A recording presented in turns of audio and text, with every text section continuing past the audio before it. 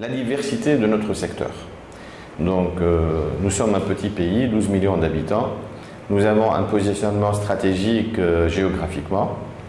Et je trouve, personnellement, nous trouvons avec mes collègues, que cette diversité nous met à l'abri de fortes tensions et de fortes baisses sur le marché. C'est-à-dire, quand on dit textile en Tunisie, on va parler de tricot,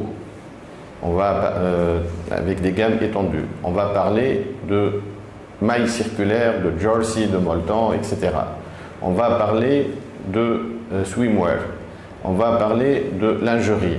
On va parler de habillement corporate. On va parler vêtements techniques professionnels et uniformes techniques professionnels.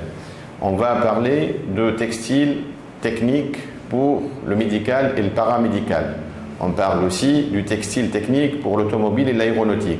Donc vous voyez, c'est vaste.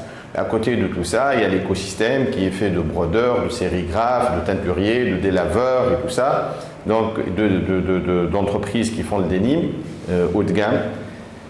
Toute cette diversité nous protège un petit peu d'avoir des reculs ou des chutes de production, des chutes dans les chiffres globaux.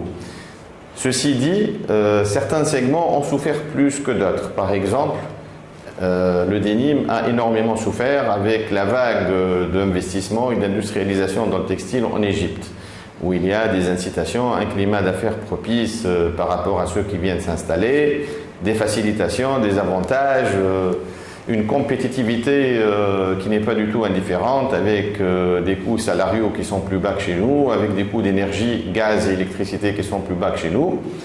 Ceci dit, on garde toujours nos chiffres grâce à cette diversité, grâce au savoir-faire et grâce à la diversification des produits et des techniques.